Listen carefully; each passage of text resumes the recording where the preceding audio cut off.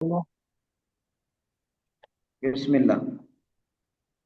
بسم الله الرحمن الرحيم. باب الحياء في العلم. بسند متصل منا إلى الإمام الحافظ أبي عبد الله محمد بن إسماعيل بن إبراهيم بن المغيرة بن بردزبة الجحفي البخاري رحمه الله تعالى. ماشاء اللہ. وقال مجاهد لا يتعلم العلم مستخف ولا مستكبر. وقالت عائشة نعم النساء نساء الأنصار لم يمنعهن الحياء أن يتفقهن في الدين. وبه قال حدثنا محمد بن سلام قال أخبرنا أبو معاوية قال حدثنا هشام عن أبيه عن زينب بنت أم سلمة عن أم سلمة قالت جاءت أم سليم إلى رسول الله صلى الله عليه وسلم فقالت يا رسول الله إن الله لا يستحيي من الحق فهل على المرأة من الغسل إذا احتملت؟ قال النبي صلى الله عليه وسلم إذا رأت الماء فغطت أم سلمة تعني وجهها وقالت يا رسول الله وتحتلم المرأة؟ قال نعم ضربت يمينك فبما يشبهها ولدها. وبه قال حدثنا إسماعيل قال حدثني مالك عن عبد الله بن دينار عن عبد الله بن عمر أن رسول الله صلى الله عليه وسلم قال إن من الشجر شجرة لا يسقط ورقها وهي مثل المسلمين حدثوني ما هي. ووقع الناس في شجر البادية ووقع في نفسي أنها النخلة. قال عبد الله فاستغويت فقالوا يا رسول الله أخبرنا بها. فقال رسول الله صلى الله عليه وسلم هي النخلة. قال عبد الله فحدثت أبي بما وقع في نفسي فقال لأن تكون قلتها أحب إلي من أن يكون لي كذا وكذا. ماشاء اللہ. جزاک اللہ خیرن. ہاں جی، یہ باب نمبر 50 ہے جس کا ٹائٹل ہے الحیاء فی العلم، علم حاصل کرنے میں حیا کرنا. حیا ایک بڑی اچھی اور محمود صفت ہے جس کی بہت زیادہ تعریف کی گئی ہے. اور حیا کے بارے میں ہم نے پڑھا تھا کہ یہ اس جھجک کا نام ہے کہ جو کسی بھی نافرمانی کے کام میں یا بے حیائی کے کام کرنے میں انسان کو محسوس ہوتی ہے. تو اس جھجک کی وجہ سے آدمی اس کام سے رک جاتا ہے. حیا کا کردار یہ ہے کہ جس کام سے بندہ حیا کرے اس سے آدمی رک جاتا ہے، اس کا ارتکاب نہیں کرتا. تو علم کے اندر اگر حیا کی جائے تو لازمی نتیجہ یہ نکلے گا کہ آدمی علم حاصل کرنے سے رک جائے گا. اور علم ایسی چیز نہیں ہے کہ جس کو حاصل کرنے کے مواقع کو ضائع دیا جائے. تو گویا کہ ایسا آدمی جو علم حاصل کرنے کے معاملے میں حیا کرتا ہے وہ علم حاصل کرنے کے مواقع کو ضائع کر رہا ہے. اس کے بارے میں امام بخاری رحمۃ اللہ علیہ یہ باب باندھ رہے ہیں کہ علم حاصل کرنے کے معاملے میں آدمی کو بے جھجھک ہونا چاہیے. اس میں حیا کرنا یہ آدمی کو محرومی کا سبب، محرومی کا شکار کر دیتی ہے. تو ہمارے ایک استاد فرمایا کرتے تھے خوش طبعی کرتے ہوئے کہ طالب علم کو بے حیا ہونا چاہیے. تو پھر ہنستے ہوئے وہ اس کی وضاحت بھی کرتے کہ طالب علم کا مطلب ہے کہ علم حاصل کرنے میں وہ شرم اور حیا سے کام نہ لے. عام طور پہ آدمی حیا ایسے معاملات میں اس لیے کرتا ہے کہ کہیں اس کی بے عزتی نہ ہو جائے، یا استاد اس کو ڈانٹ نہ دے، یا اس کے سوال کا جواب نہ دیا جائے، وغیرہ وغیرہ. تو ان سب معاملات میں آدمی اگر رکا رہے گا تو پھر وہ کبھی بھی علم کے میدان میں آگے نہیں بڑھے گا. تو جب اساتذہ کے سامنے آپ نے جانا ہے تو پھر آپ کو وہ جھجک جو علم حاصل کرنے کے راستے میں رکاوٹ ہو اس کو پھر چھوڑ دینا ہے. آپ سوال پوچھیں، آپ وضاحت طلب کریں، وغیرہ وغیرہ. اچھا، یہاں پہ ایک اشکال ہوتا ہے کہ آپ صلی اللہ علیہ وسلم کے پاس تو صحابہ کرام سوال نہیں پوچھا کرتے تھے.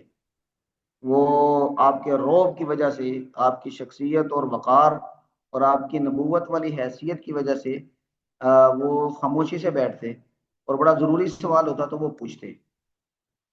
تو یہاں پر بھی گویا کہ ایک قسم کی حیا وہ کر رہے ہیں. تو اس کی کیا ریزن ہے، اس کی کیا وجہ ہے؟ تو صحابہ کرام کا آپ صلی اللہ علیہ وسلم کے ساتھ یہ ان صحابہ کرام کا معاملہ ہے کہ جو دن رات آپ کی صحبت میں تھے. جو صحابہ کرام کہیں کچھ وقت کے لیے آئے ہیں تو انہوں نے آپ صلی اللہ علیہ وسلم سے پھر بے جھجک سوال کیے ہیں. صحابہ کرام کی خصوصیات میں ایک خاصیت یہ لکھی ہے کہ وہ بڑے بے تکلف لوگ تھے، ان میں تکلف نہیں تھا، یعنی جو بات انہوں نے کرنی ہوتی وہ کرتے. تو صحابہ کرام میں سے جو آپ صلی اللہ علیہ وسلم کے ساتھ دن رات تھے وہ تو ویسے ہی علم کے سمندر میں غوطے کھا رہے تھے. تو ان کو حل کرنے کی دن رات ساتھ ہو تو اس کو بہت ساری چیزوں کا خیال رکھنا پڑتا ہے. استاد کے ساتھ بھی اگر ایک طالب علم زیادہ دیر رہتا ہے تو وہ بھی ایک قسم کی خاموشی اختیار کیے ہوتا ہے کہ ہر طرح ہر وقت بولتے رہنا یا ہر وقت استاد کے سر پہ سوار رہنا، یہ اس کی خدمت میں مخل ہوتا ہے. تو یہ جو خاصیت آتی ہے صحابہ کرام کی کہ وہ باہر سے آنے والوں کا انتظار کیا کرتے تھے، یہ وہ صحابہ کرام ہیں کہ جن کا آپ صلی اللہ علیہ وسلم کے ساتھ ہر وقت کا ساتھ تھا. تو ان کو یا تو ضرورت پیش نہیں آتی تھی یا پھر وہ اپنی دیگر مصروفیات کے یا اپنی دیگر ذمہ داریوں کی وجہ سے وہ سوال نہیں پوچھتے تھے. اور جب کوئی باہر سے آتا تو پھر ان کو ذرا دلچسپی ان کی دلچسپی کا سامان ہوتا اور علم حاصل ہوتا، اگر نہ وہ تو علم کے گویا کے سمندر میں تھے. جو باہر سے لوگ آتے تھے صحابہ کرام وہ اصل میں اس کے مصداق ہیں. وہ حیا نہیں کرتے تھے، وہ آپ صلی اللہ علیہ وسلم سے سوال پوچھتے تھے اور بے جھجک پوچھتے تھے. یہاں پر حضرت عائشہ رضی اللہ تعالی عنہا اور حضرت ام سلمہ رضی اللہ تعالی عنہا ان کی بیان کردہ احادیث کا تذکرہ ہے، اور وہ اس کو جو مدینہ منورہ کی خواتین تھیں ان کی تعریف کے طور پہ ذکر کر رہی ہیں کہ مردوں میں تو جھجک ہوتی ہے لیکن خواتین میں مردوں سے کئی گنا زیادہ یہ جھجک ہوتی ہے حیا والی. اور جب کوئی ایسا معاملہ درپیش ہو، ایسا مسئلہ پوچھنا ہو کہ جس میں شرم و حیا والی کوئی بات بھی ہے تو پھر تو حیا اپنی انتہا کو پہنچی ہوتی. لیکن ان خواتین نے دین کے مسائل کو، دین کا علم حاصل کرنے کے راستے میں اپنی اس فطری شرم و حیا اور پھر ان شرم و حیا والے مسائل والی شرم و حیا کو کبھی رکاوٹ نہیں بننے دیا، بلکہ وہ آ کے اللہ کے دین کے بارے میں، اللہ کی شریعت کے بارے میں احکامات پوچھا کرتی اور پھر ان کی برکت سے امت کو یہ سارے احکامات معلوم ہوئے. تو اس لیے حضرت عائشہ ان خواتین کی تعریف کرنی ہے. تو مجاہد کا قول ذکر کیا ہے ترجمۃ الباب میں امام بخاری نے کہ لا يتعلم العلم، علم حاصل نہیں کر سکتا مستحین، شرمانے والا آدمی، ولا مستکبر، اور نہ ہی تکبر کرنے والا آدمی. تو ظاہری بات ہے کہ جو شرمانے والا ہے وہ اپنی حیا کی جھجک کی وجہ سے علم حاصل نہیں کرے گا، لوگوں میں بیٹھے گا نہیں، لوگوں میں سوال پوچھنے کا یا اپنے علمی تشفی کرنے کا وہ ہمت نہیں کرے گا. اور تکبر کرنے والا جب سب کو حقیر سمجھتا ہے تو پھر وہ اس بات کی طرف جاتا ہے، اس کا تصور یہ ہوتا ہے کہ بھئی اگر میں نے کسی سے علم کی بات سیکھ لی تو مجھے اس کے سامنے تواضع اختیار کرنی پڑے گی، اس کے سامنے مجھے چھوٹا بننا پڑے گا. تو یہ تکبر اس کو کوئی بھی علم کی بات سیکھنے سے روک دیتا ہے. تو مجاہد اس لیے کہتے ہیں کہ بھئی علم کے راستے میں شرمندگی سے ڈرنے والا، شرم کرنے والا اور تکبر کرنے والا یہ علم حاصل نہیں کر سکتا. حضرت عائشہ رضی اللہ تعالیٰ عنہ انصار کی خواتین کی تعریف کرتی ہیں کہ عورتوں میں سب سے اچھی خواتین یہ انصار کی خواتین ہیں کہ ان کو حیا نے اس بات سے نہیں روکا کہ وہ دین میں تفقہ پیدا کریں، وہ دین کی سمجھ بوجھ حاصل کریں. انہوں نے ہر وہ سوال پوچھا جس کے پوچھنے کی ضرورت تھی. اور اس کی ایک مثال یہ آگے حضرت ام سلمہ رضی اللہ تعالی عنہ یہ کی صاحبزادی زینب بنت ام سلمہ وہ روایت کر رہی ہیں حضرت ام سلمہ رضی اللہ تعالی عنہ سے کہ ام سلیم یہ حضرت انس بن مالک رضی اللہ تعالی عنہ کی والدہ محترمہ ہیں، اور آپ صلی اللہ علیہ وسلم کے ساتھ ان کا بڑا تعلق تھا۔ آپ صلی اللہ علیہ وسلم ان کے گھر بھی جایا کرتے تھے، اور حضرت انس رضی اللہ تعالیٰ عنہ 10 سال تک آپ کے گھر میں رہے بطور خادم کے۔ تو وہ فرماتی ہیں کہ وہ ام سلمہ کہتی ہیں کہ ام سلیم آپ صلی اللہ علیہ وسلم کی خدمت میں حاضر ہوئیں اور انہوں نے کہا، اے اللہ کے رسول، اللہ تبارک و تعالی حق بیان کرنے سے حیا نہیں کرتے، یعنی اللہ تعالیٰ نے جو شرم و حیا کے مسائل بھی ہیں، نکاح و طلاق وغیرہ کے مسائل، پاکی ناپاکی کے مسائل، یہ قرآن تک میں بیان کرتی ہے۔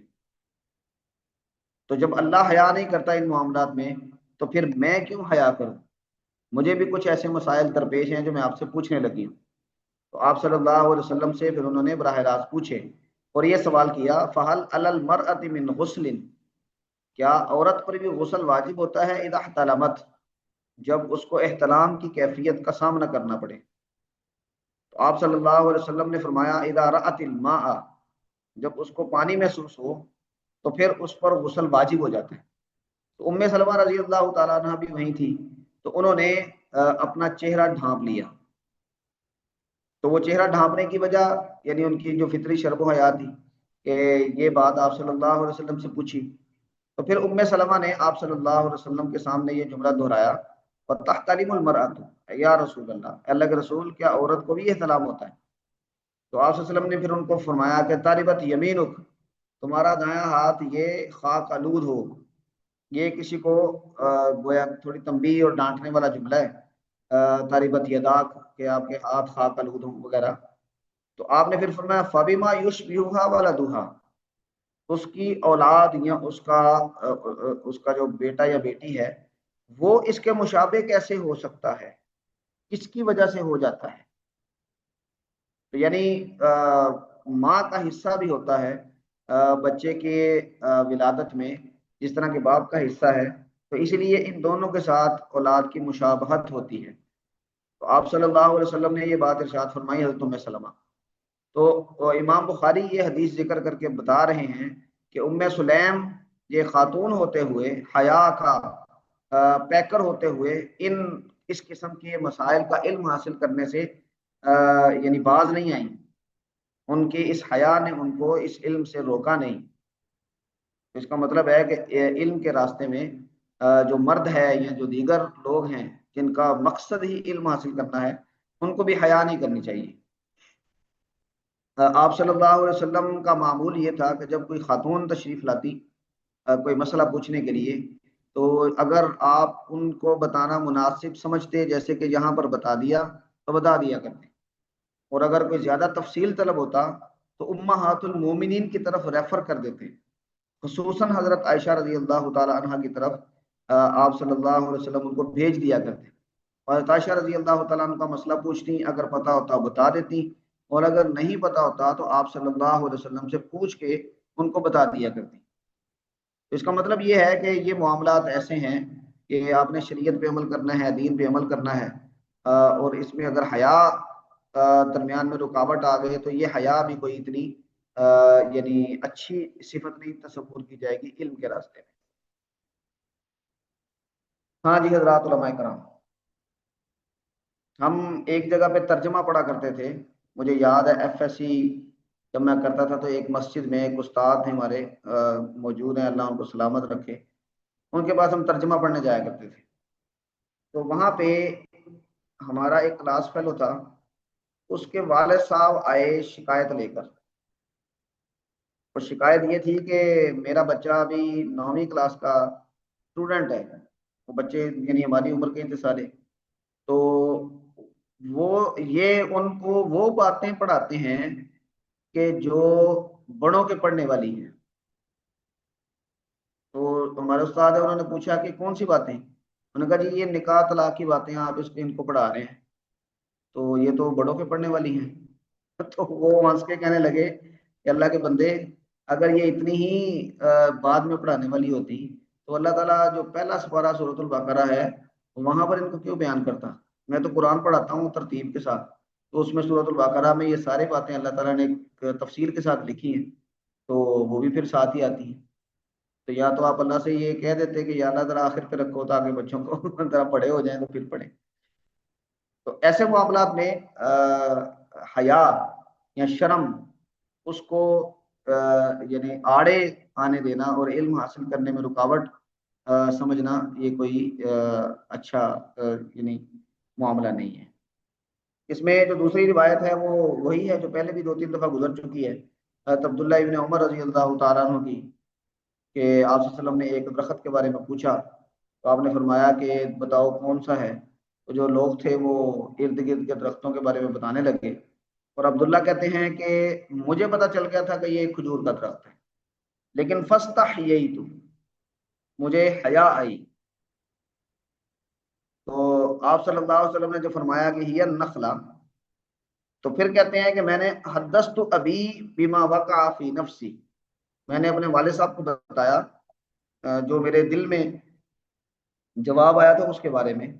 تو حضرت عمر رضی اللہ تعالیٰ عنہ نے اس وقت یہ فرمایا، یہ شفیق صاحب آپ نے پڑھا تھا لی ان تکونا، یہ لی ان نہیں بلکہ لا ان، یہ لام آئے گا تاکید کا، کہ میرے لیے تو اگر کہہ دیتا یہ بات کہ یہ نخلا ہے اور تمہارا جواب درست ہوتا تو یہ میرے لیے فنا فنا قیمتی چیز سے بھی زیادہ محبوب ہوتا۔ تو گویا کہ انہوں نے اس بات کی بچے کی حوصلہ افزائی کی کہ اگر کوئی ایسا جواب معلوم ہو تو اس میں گھبرانا نہیں چاہیے، شرم نہیں کرنی چاہیے، بلکہ بتا دینا چاہیے۔ اچھا جی، اس حوالے سے کسی کے ذہن میں کوئی سوال ہو، کوئی بات اضافہ کرنا چاہیں تو بتائیں۔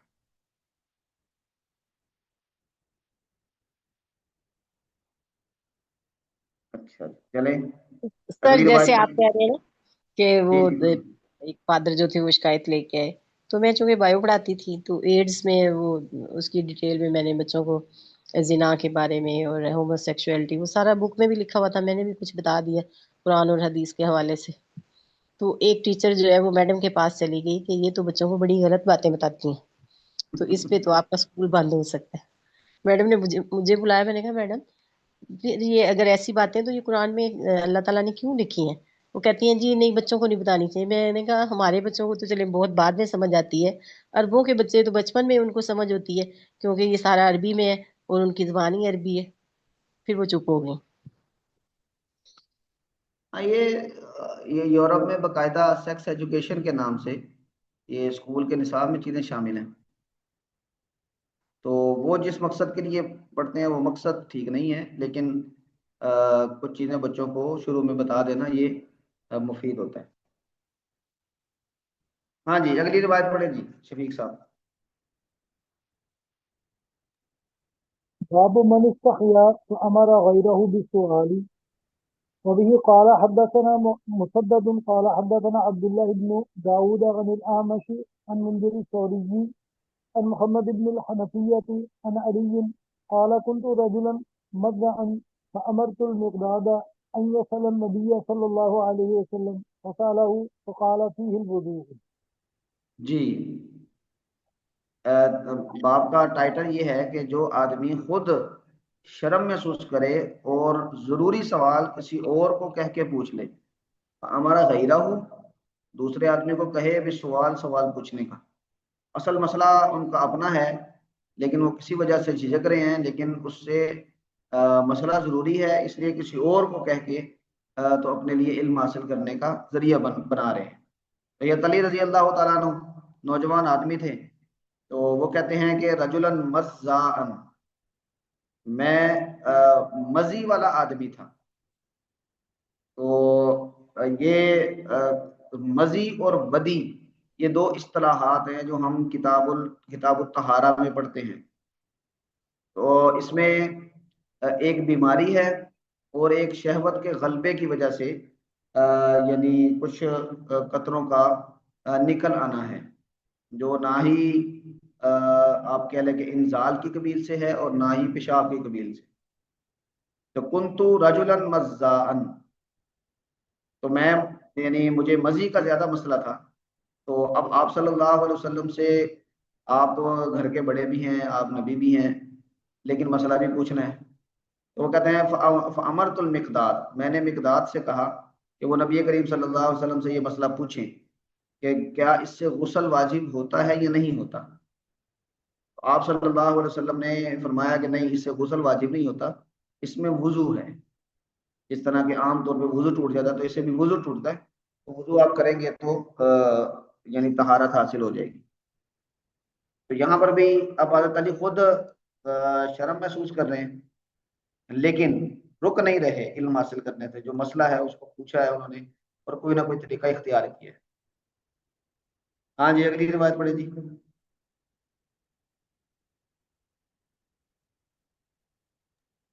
باب ذکر العلم والفتيا في المسجد وبه قال حدثني قتيبة بن سعيد قال حدثنا الليث بن سعد قال حدثنا نافع مولى عبد الله بن عمر بن الخطاب عن عبد الله بن عمر أن رجلا قام في المسجد فقال يا رسول الله من أين تأمرنا أن نهل؟ فقال رسول الله صلى الله عليه وسلم يهل أهل المدينة من ذي الحليفة ويهل أهل الشام من الجحبة ويهل أهل نجد من قرن. وقال ابن عمر ويزعمون أن رسول الله صلى الله عليه وسلم قال ويهل أهل اليمن من يلملم. وكان ابن عمر يقول لم أفقه هذه من رسول الله صلی اللہ علیہ وسلم صلی اللہ علیہ وسلم۔ تو علم اور فتوے کی مجلس لگانا مسجد میں، اس کا کیا حکم ہے؟ امام بخاری کیونکہ احادیث سے مسائل اخذ کر رہے ہیں، تو انہوں نے یہ مسئلہ بھی اخذ کیا ہے کہ مسجد میں علم کی مجلس اور سوال و جواب کی، مسائل کے پوچھنے کی یہ مجلس لگانے میں کوئی حرج نہیں۔ تو عبداللہ ابن عمر کے یعنی غلام تھے، آزاد کرتا غلام نافع، یہ بڑے عالم ہیں۔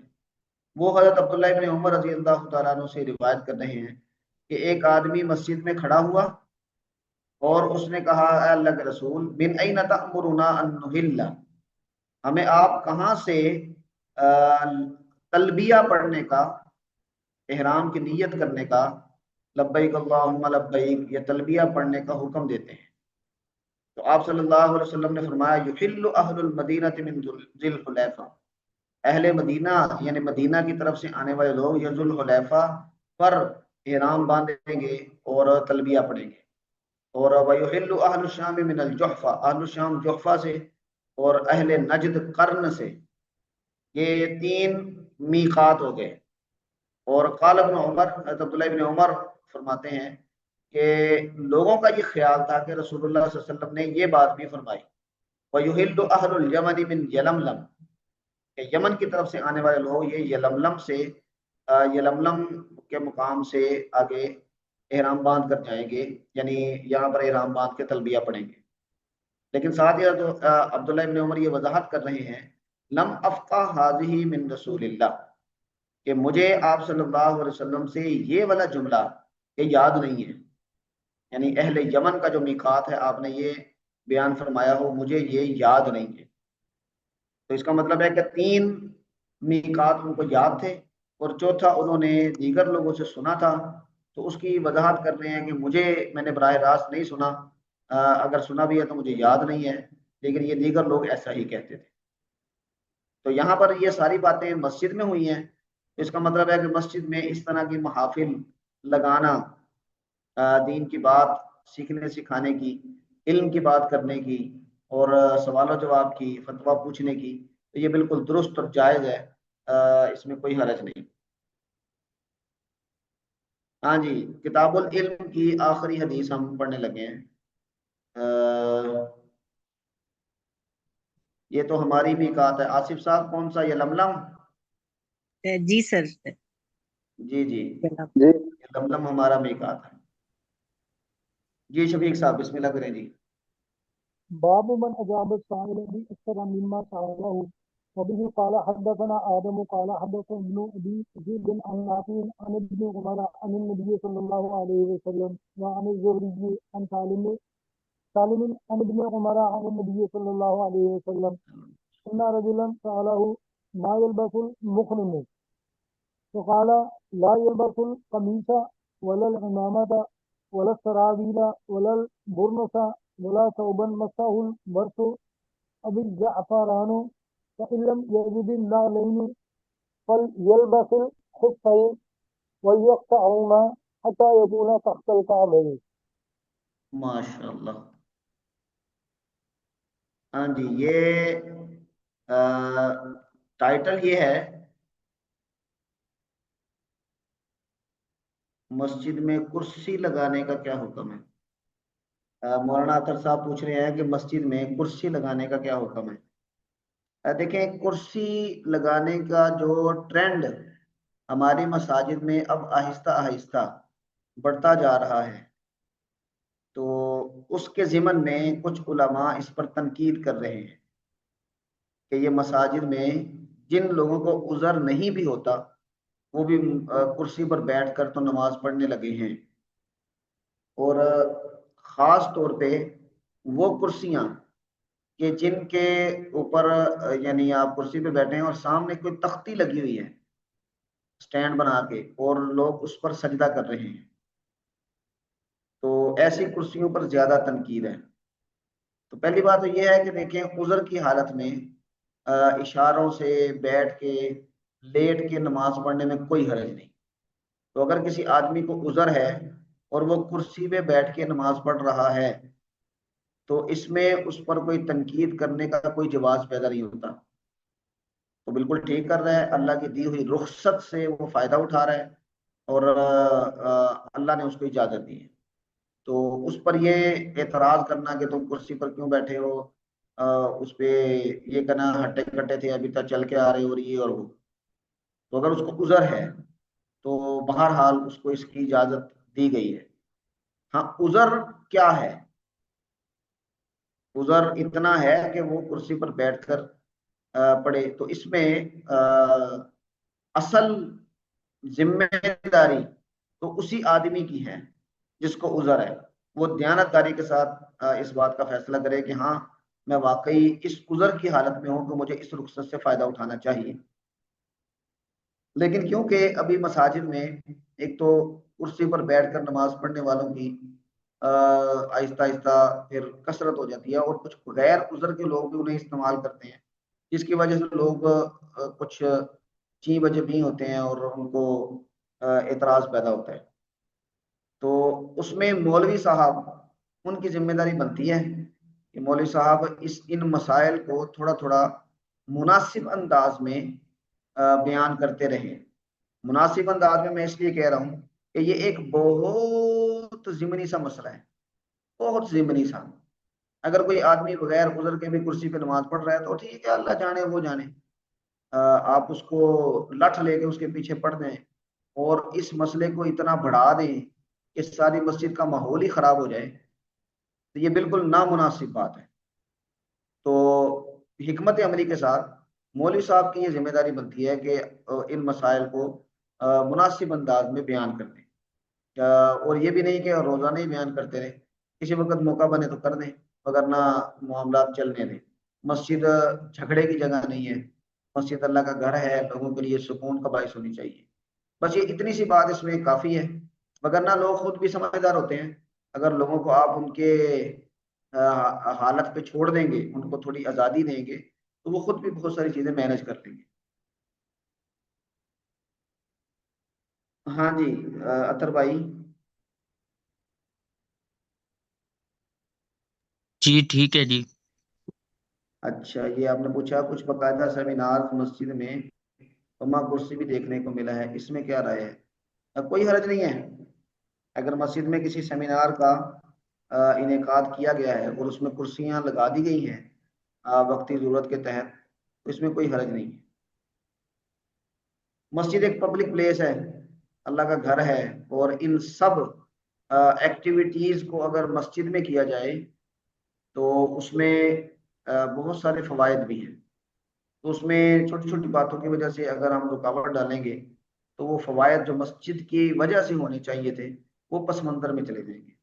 ہاں زیادہ ہلہ گلا اور ہلڑ بازی یہ مسجد کے آداب کے خلاف ہے. اگر یہ نہیں ہو رہا تو پھر یہ ایکٹیویٹیز ہونے میں کوئی حرج نہیں. ہاں جی شفیق صاحب. کا جی چھوٹا سا اچھا جی ہم ایک نے پڑھ لیا. جی جی فرمائیں. تھا کہ جس طرح سے ہمیں پڑھنے کو ملتا ہے کہ نبی پاک صلی اللہ علیہ وسلم یا بعد میں صحابہ کے دور میں کہ آپ معاملات مسجد میں بیٹھ کر سلجھایا کرتے تھے. ہوں.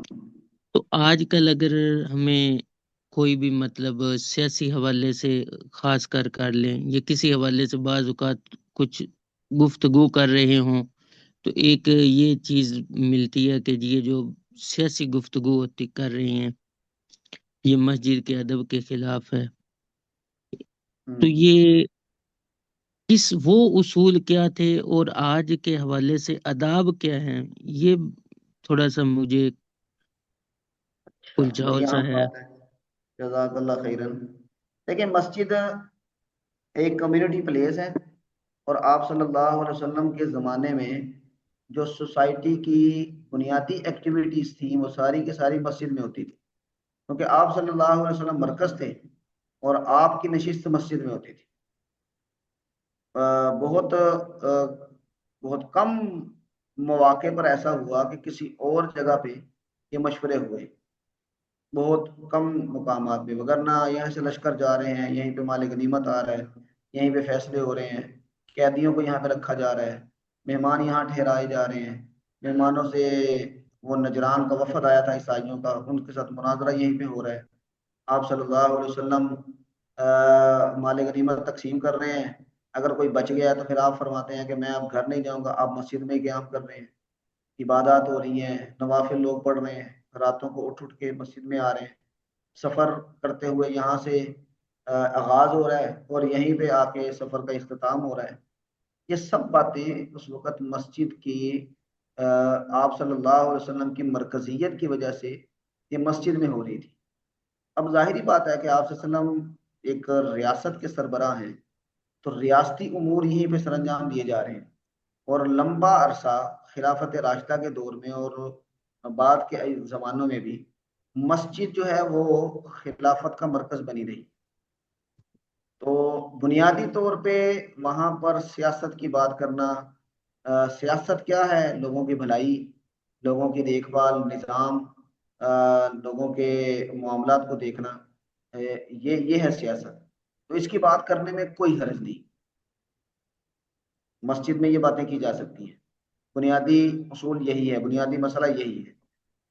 لیکن اگر اس میں ہمارے ہاں جو سیاسی چپکلش چل پڑی ہے اور سیاست کے معاملات یہ اس حد تک پہنچ گئے کہ لوگ بات سننے کو تیار نہیں ہیں اور اس کو الگ سے ایک بنا لیا گیا.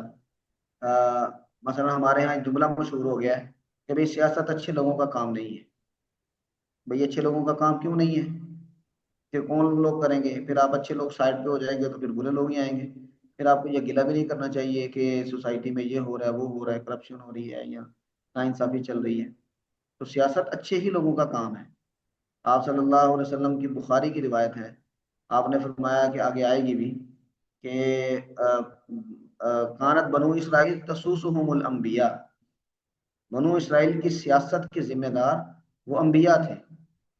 کلما حلق نبی خلفہ بعدہ نبی او کما قال، کہ جب کوئی نبی دنیا سے رخصت ہوتے تو ان کی جگہ پر کوئی اور نبی آ جاتے اور وہ پھر سیاسی قیادت سنبھالتے.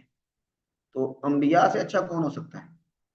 اور آپ صلی اللہ علیہ وسلم نے فرمایا کہ وہ ستکون بعدی خلفاء، میرے بعد خلفاء ہوں گے، یعنی میں بھی نبی ہوں، سیاست میرے ذمے تھی، اور میرے بعد خلفاء ہوں گے اور وہ خلفاء پھر یہ ذمہ داری سنبھالیں گے. نبی کوئی نہیں آئے گا تو خلیفہ ہوں گے. تو سیاست تو بہت اہم کام ہے اور بہت اچھے لوگوں کو یہ کام کرنا چاہیے. حضرت ابو بکر سے اچھا کون ہوگا؟ عمر، عثمان، علی، حسن وغیرہ وغیرہ، ان لوگوں سے اچھا کون ہے کہ جو حدود و قیود کا تقوی اور پرہیزگاری کے معراج پر ہیں؟ تو یہ تو ایسے لوگوں کا کام ہے. جب ایسے لوگ شریف بن کے، لو جی ہم تو شریف لوگ ہیں، ہمارا سیاست سے کیا کام، تو وہ سائڈ پہ ہوتے ہیں، تو پھر یہ جگہ تو خالی نہیں رہتی، جگہ تو پھر کوئی نہ کوئی بھرتا ہی ہے۔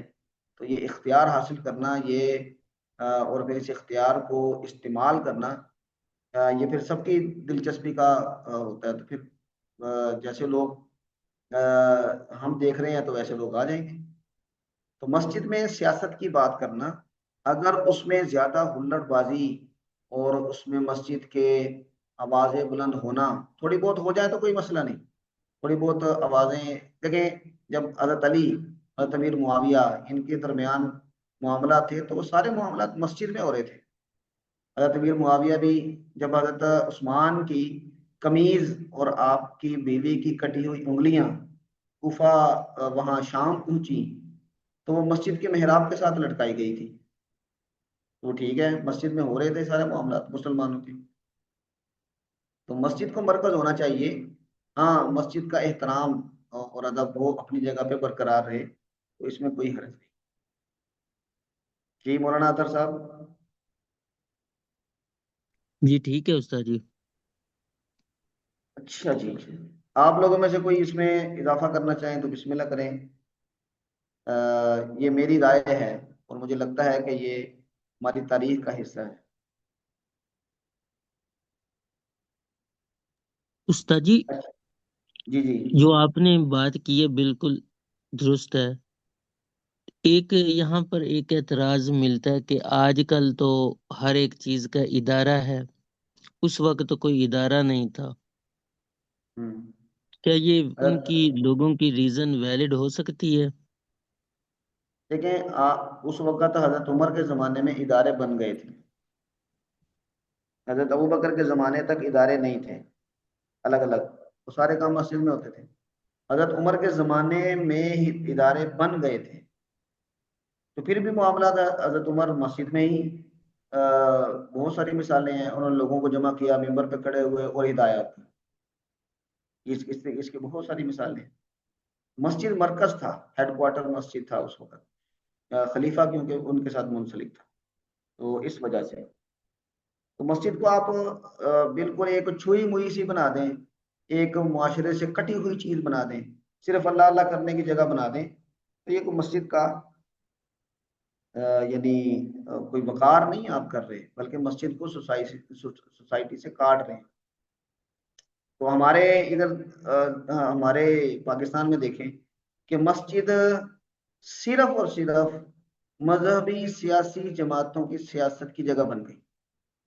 اب اگر نون لیگ والے یا پیپلز پارٹی والے یا پی ٹی آئی والے یا کوئی اور لوگ وہ مسجد میں جائیں اور اپنا موقف بیان کریں تو لوگ اس پہ تو احتجاج کریں گے، لیکن اگر جمعیت علماء اسلام، جماعت اسلامی یا پھر لبیک، یہ جو مذہبی سیاسی جماعتیں ہیں، یہ مسجد کے ممبر پہ بیٹھ کے سارا کچھ کرتے رہے تو لوگ ان کو کچھ نہیں کہیں گے۔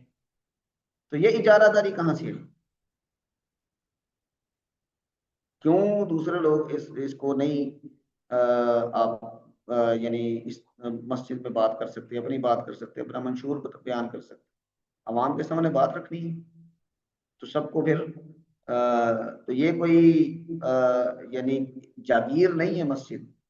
مسجد مسلمانوں کا ایک مشترکہ پلیٹ فارم ہے، تو اگر یہاں پر بات نہیں کرنی تو پھر کوئی بھی نہ کرے، اور اگر کرنی ہے تو پھر یہ بنیادی طور پہ سب کو حق حاصل ہے۔ اچھا جی، یہ آخری روایت ہے کتاب العلم کی، ذرا اس کو دیکھیں۔ باب من اجاب السائل باکثر مما سألہ، وہ آدمی جو سوال پوچھنے والے کو اس کے سوال سے زائد تفصیلات بتا کے جواب دیں، تو کیا ایسا کرنا درست ہے؟ تو امام بخاری رحمۃ اللہ علیہ اس پہ حضرت حضور نبی کریم صلی اللہ علیہ وسلم کا یعنی ایک ہم جواب نقل کر رہے ہیں کہ آپ صلی اللہ علیہ وسلم کے پاس ایک آدمی آیا، اس نے آگے پوچھا ما یلبس المحرم، محرم کیا پہنے؟ تو اس کا سمپل جواب یہ تھا کہ احرام باندھے، 2 چادریں بس وہ باندھے، لیکن آپ صلی اللہ علیہ وسلم نے اس کے ساتھ ساتھ اس کو کچھ ایسے لباس بھی بتائے کہ جو احرام کی حالت میں پہننا ممنوع ہے۔ اس نے پوچھا نہیں تھا، سوال اس کا مختصر تھا تو اس کا جواب مختصر بھی ہو سکتا تھا، لیکن آپ صلی اللہ علیہ وسلم نے اس مختصر سوال کے جواب میں قدر تفصیلی جواب دیا، اور اس کی وجوہات جو سائل ہے اس کو کنفیوژن سے بچانا بھی ہو سکتا ہے، سوال کو موقع غنیمت سمجھتے ہوئے کچھ مسائل کا بیان کرنا بھی ہو سکتا ہے، اور اس کا یعنی مقصد یہ یعنی کلاس روم میں علم کا جو سوال کے جوانب ہیں ان کو واضح کرنا بھی ہو سکتا ہے، کوئی بھی وجہ ہو سکتی ہے۔ تو آپ صلی اللہ علیہ وسلم نے فرمایا کہ لا یلبس القمیص، وہ سیدھی ہوئی قمیص نہ پہنے، ولا العمامہ، امامہ نہ باندھے، ولا السراویل، شلوار نہ پہنے کیونکہ وہ بھی سلی ہوئی ہوتی ہے، ولا البرنس، ٹوپی نہ پہنے، ولا ثوبن، اور ایسا کپڑا بھی نہ پہنے، مسہ الورس او الزعفران، جس کو زعفران اور ورس نے چھوا ہو۔ ورس اور زعفران یہ دو رنگ والی خوشبوئیں ہیں، تو کیونکہ احرام کی حالت میں محرم پر جو پابندیاں لگتی ہیں ان میں ایک پابندی یہ بھی ہوتی ہے کہ وہ خوشبو نہیں لگا سکتا، تو یہ ورس اور زعفران کیا ان سے رنگا ہوا کپڑا یہ رنگ کی وجہ سے ممنوع ہے یا ان کی خوشبو کی وجہ سے؟ تو فقہا اور محدثین فرماتے ہیں کہ یہ رنگ کی وجہ سے ممنوع نہیں ہے، یہ خوشبو کی وجہ سے ممنوع ہے۔ اس کا مطلب یہ ہوا کہ محرم سفید لباس کی بجائے اگر رنگ دار لباس ہو تو وہ بھی پہن سکتا ہے جبکہ اس میں خوشبو نہ ہو۔ اور یہ بھی کہا گیا کہ ورس اور زعفران سے رنگا ہوا کپڑا اگر اس کو دھو کے خوشبو کا اثر زائل کر دیا جائے، رنگ اگرچہ لگا رہے تو وہ پہننے میں بھی کوئی حرج نہیں ہے، اصلاً جو ممنوع ہے وہ خوشبو ہے۔ تو آپ صلی اللہ علیہ وسلم نے یہ تفصیلی جواب دیا، اور آگے پھر صرف یعنی لباس کے بارے میں نہیں بتا دیا بلکہ جوتے کے بارے میں بھی بتا دیا۔ فَإِن لَّمْ يَجِدِ النَّعْلَيْنِ، اگر نعلین نہ ملیں اسے، فَلْيَلْبَسِ الْخُفَّيْنِ، وہ خفین پہن لیں۔ اور خفین کہتے ہیں ایسے موزوں کو کہ جو ٹخنے سے اوپر تک ہوں، جن پر مسح کرنا جائز ہے، لیکن احرام کی حالت میں اپنے ٹخنوں کو ننگا رکھنا بھی ضروری ہے، تو اس کے لیے آپ صلی اللہ علیہ وسلم نے فرمایا وَلْيَقْطَعْهُمَا، وہ ان خفین کو کاٹ لے، حَتَّى يَكُونَا تَحْتَ الْكَعْبَيْن، یہاں تک کہ وہ ٹخنوں سے نیچے ہو جائیں، یعنی اس کا کوئی سلیپر سا بنا لیں جس سے یعنی یہ ریکوائرمنٹ بھی پوری ہو جائے کہ ٹخنے ننگے ہیں۔ تو آپ صلی اللہ علیہ وسلم نے یہ سوال کے جواب میں مختصر سوال کے جواب میں تفصیلی جواب دیا، تو اس کی بھی گویا کہ تعلیم کے لیے گنجائش موجود ہوتی ہے، اور آپ مختلف وجوہات کی بنا پہ ایسا کر سکتے ہیں۔ وہ موسیٰ علیہ السلام جب طور پہاڑ پر گئے تھے تو اس وقت موسیٰ علیہ السلام سے اللہ تبارک و تعالیٰ نے یہ سوال پوچھا تھا، ما تلک بیمینک یا موسیٰ، موسیٰ تیرے ہاتھ میں کیا ہے؟ تو اس کا مختصر جواب یہ تھا کہ ڈنڈا ہے جی، چھوٹی ہے، ما تلک بیمینک یا موسیٰ۔ لیکن موسیٰ علیہ السلام نے پھر وہاں پہ ذرا تفصیلی جواب دیا، قال ہی عصایا، اتنا بڑا تھا کافی تھا، یہ میرا عصا ہے۔ آگے کہ اتوکا علیہا واحش بہا علی غنمی ولی فیہا مآرب اخرى، کہ اور بھی بہت سارے کام ہیں جو میں اسے کر سکتا۔ تو ہمارے استاد جب یہ آیات پڑھا رہے تھے تو وہ کہنے لگے کہ اصل میں یہ موسیٰ علیہ السلام کو یہ اللہ تعالیٰ کو یہ نہیں یعنی کچھ سکھا نہیں دے، بلکہ یہ اللہ کے ساتھ شوق تکلم، گفتگو کے شوق میں وہ باتیں بڑھا رہے ہیں۔ جب آپ کسی محبوب سے بات کر رہے ہوں تو آپ کا دل کرتا ہے کہ بات لمبی ہو ذرا، تو اللہ تعالیٰ نے تو اتنا ہی پوچھا تھا، لیکن موسیٰ علیہ السلام نے پھر تفصیل سے بتایا۔ تو اس کا مطلب یہ ہے کہ اگر استاد شاگرد سے کوئی سوال پوچھے تو پھر شاگرد کو اس کا جواب ذرا لہک لہک کے اور شوق کے ساتھ لمبا بھی اگر دینا چاہے تو یہ بھی گویا کہ استاد کو خوش کرنے والی اور اس کے گویا کہ دل میں ایک اچھا تاثر پیدا کرنے والی بات ہے۔ تو دونوں طرف سے یہ ہو سکتا ہے، استاد کی طرف سے بھی ہو سکتا ہے اور شاگرد کی طرف سے بھی ہو سکتا ہے۔ ہاں جی حضرات علماء کرام، اس حوالے سے کوئی بات آپ کے ذہن میں ہو تو فرمائیں۔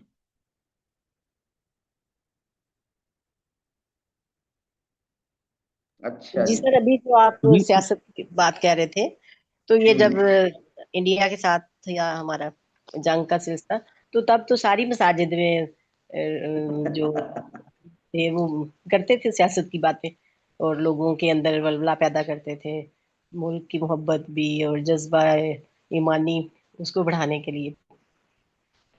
پتہ نہیں جذبہ ایمانی بڑھانے کے لیے تھا یا پھر اس موقع کی مناسبت سے سپورٹ لینے کے لیے تھا۔ کہ ہماری ساری سیاست تو جی ایچ کیو کے دروازے پہ کھڑی ہے، تو جی ایچ کیو کہے گا مسجد استعمال کرو تو کر لیں گے، اگر وہ کہے گا نہ کرو تو نہیں کریں گے۔ یہ ہماری حقیقت ہے۔ وہ انڈیا کی جنگ میں ہمیں ضرورت تھی تو مسجد کے ساتھ ساتھ اور بھی بڑا کچھ استعمال کر رہے تھے، اور جب ملک کے اندر کوئی ایسا معاملہ ہوتا ہے تو مساجد میں چھاپے بھی پڑتے ہیں، اور مساجد میں پھر تشدد بھی ہوتا ہے، سارا کچھ ہوتا ہے۔ ابھی یہ جو سعد رضوی وغیرہ ہے، ان کا موقف اپنی جگہ پہ جو بھی ہے، لیکن ان کے مسجد کے ساتھ گھروں کے اندر سے خواتین کو اٹھا لیا اور لوگوں کو اٹھا لیا، یہ سب اسی طرح ہی ہے۔ اچھا جی، اللہ کا شکر ہے کہ استاد ہم نے جی جی، استاد جی یہاں پر آپ نے بات بیان کی کہ خوشبو کی وجہ سے خاص طور پر منع کیا گیا، جی جی تو اگر ہم دیکھیں تو شریعت پسند کرتی ہے کہ ایک انسان دوسرے کے ساتھ ملے تو اس کے خوشبو آنی چاہیے تاکہ اچھا اثر پڑے، تو حکم بھی دیتی ہے شریعت۔ تو یہاں پر تو ایک بہت بڑی گیدرنگ ہے، تو اس میں خاص خوشبو کے ساتھ کیا ریزن ہو سکتی ہے؟ اچھا ٹھیک ہے۔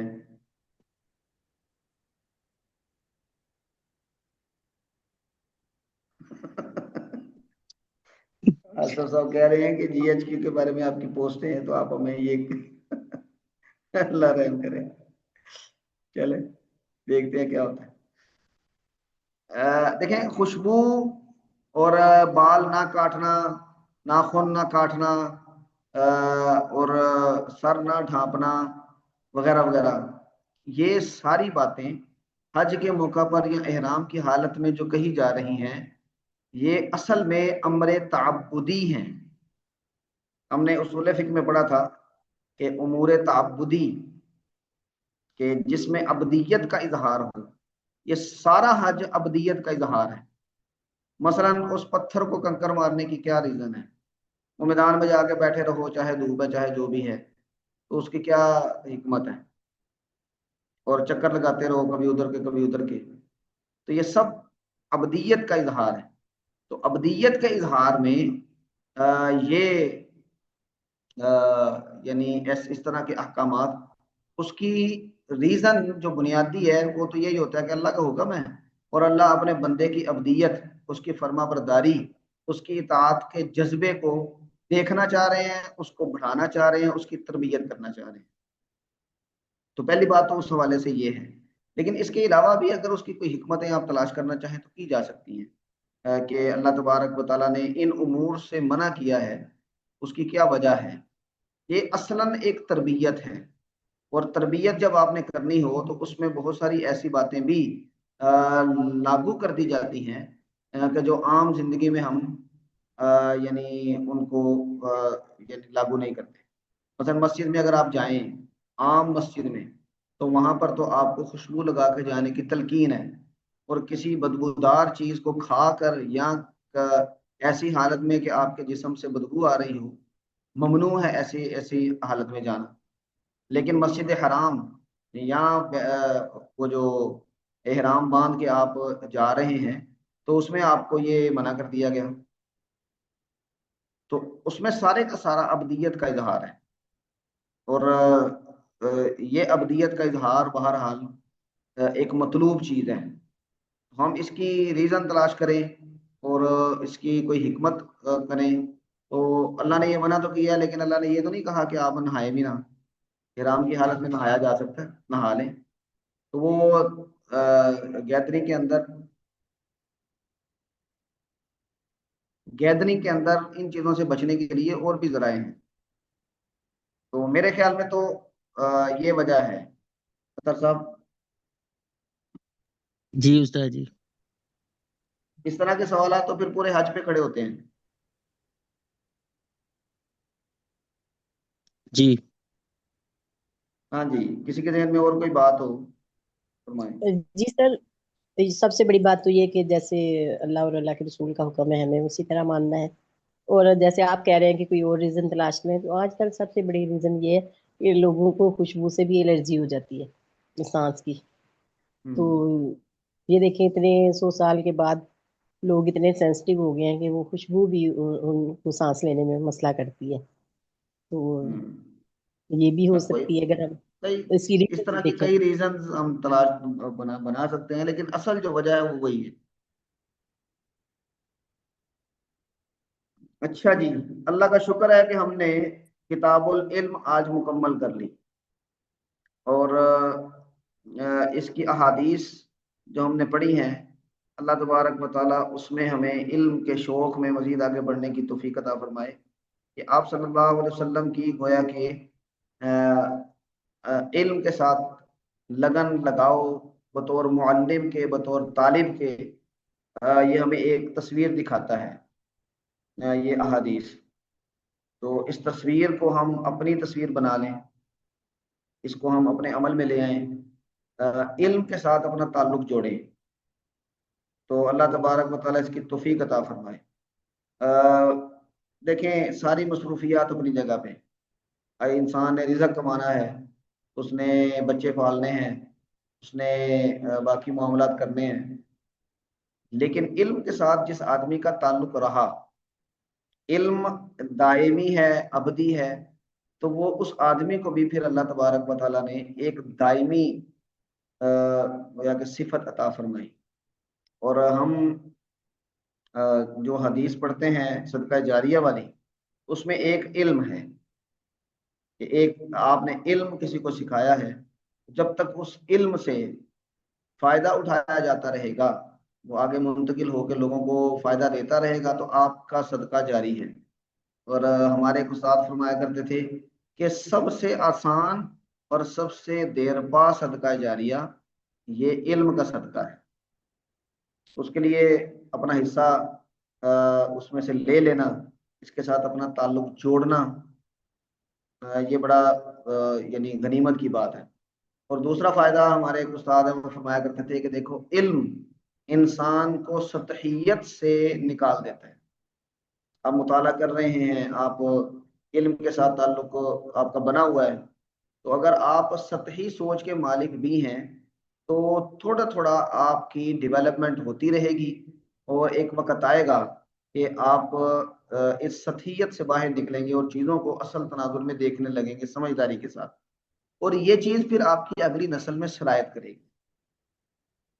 تو وہ اس کا ایک بڑا فائدہ یہ بتایا کرتے تھے کہ آپ کو اس لیے اپنے آپ کو علم سے نتھی کرنا چاہیے کہ آپ کی اگلی نسل علم کے ساتھ جڑی رہے، اور اس میں سمجھداری، عقل مندی اور علمیت کا جو لیول ہے وہ ذرا یعنی اگلے درجے میں جائے۔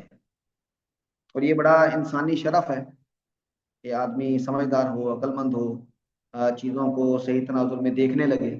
تو علم کا یہ اعجاز ہے کہ جو علم کے ساتھ تعلق رکھتا ہے وہ چیزوں کو صحیح تناظر میں دیکھنے لگتا ہے۔ وہ کہتے تھے کہ بھائی تھوڑے یعنی درد مندی سے کہا کرتے تھے کہ اللہ کے بندو، اپنے لیے نہیں تو اپنی نسل کے لیے علم کے ساتھ جڑے رہو، پڑھنے پڑھانے کے ساتھ جڑے رہو۔ تو اللہ تعالیٰ ہمیں اس کی توفیق عطا فرمائے، یہ جو ہم نے پڑھا ہے اس کو ہمارے لیے نافع بنائے قیامت تک کے لیے، قیامت کے بعد بھی۔ یہاں پہ ہم وقفہ کرتے ہیں 15 منٹ کا، 9:05 پہ ہم دوبارہ کلاس سٹارٹ کریں گے انشاءاللہ۔ تو آپ لوگ اس وقفے کے اندر السلام علیکم ورحمۃ اللہ۔ مولانا تشریف لے آئے ہیں۔ تو نہیں ان کو اگر وقفہ کرنا ہے تو دے دے 15 منٹ وقفہ، انشاءاللہ ہم 9 بجے 9:05 پہ شروع کرتے ہیں انشاءاللہ۔ جی جی، ہم نے یہ طے کیا تھا کہ ہم 45 منٹ سے 9 بجے تک وقفہ کریں گے اور پھر 9 بجے اگلی کلاس سٹارٹ کریں گے۔ ٹھیک تو ٹھیک ہے استاد جی انشاءاللہ ہم اصل 9 میں یا 9:05 پہ شروع کریں۔ جی جی جی 9:05 میں استاد جی شروع کرتے ہیں انشاءاللہ۔ ٹھیک ہے انشاءاللہ، ٹھیک ہے، جزاکم اللہ، جزاکم اللہ خیرن، السلام جزاکم علیکم اللہ۔ ورحمۃ اللہ۔